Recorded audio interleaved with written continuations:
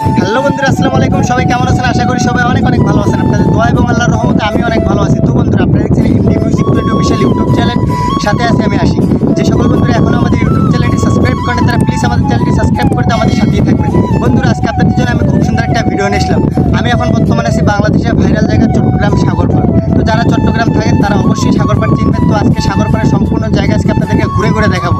তাই সম্পূর্ণ ভিডিওটা দেখবেন, আমাদের সাথেই থাকবেন। তো চলেন আজকের ভিডিওটা ছোট্ট একটা ইন্ট্রো দিয়ে শুরু করা যাক।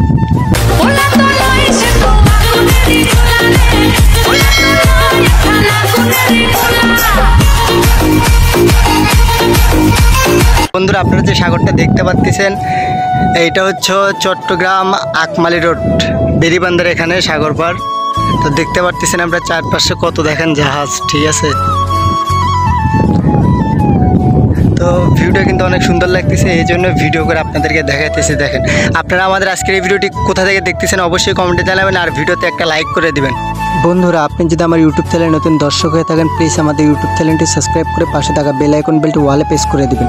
যখনই আমরা এরকম সুন্দর সুন্দর ভিডিও আপলোড করবো তখনই আপনার ফোনে সবার আগে চলে যাবে। আপনি আমাদের আজকের এই ব্লগ ভিডিওটি কোন জেলায় থেকে দেখতেছেন অবশ্যই কমেন্টে জানাবেন।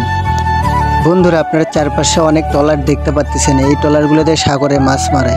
বন্ধুরা, আমি এখন চারপাশটা আপনাদেরকে ঘুরে ঘুরে দেখাচ্ছি। দেখেন চারপাশে ভিউটা কিন্তু অনেক সুন্দর লাগতেছে।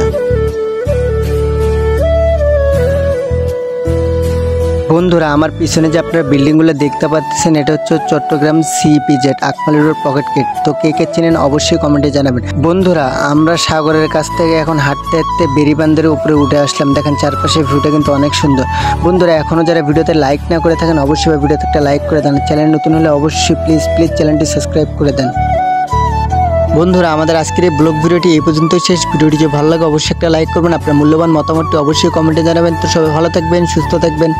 আসসালামু আলাইকুম।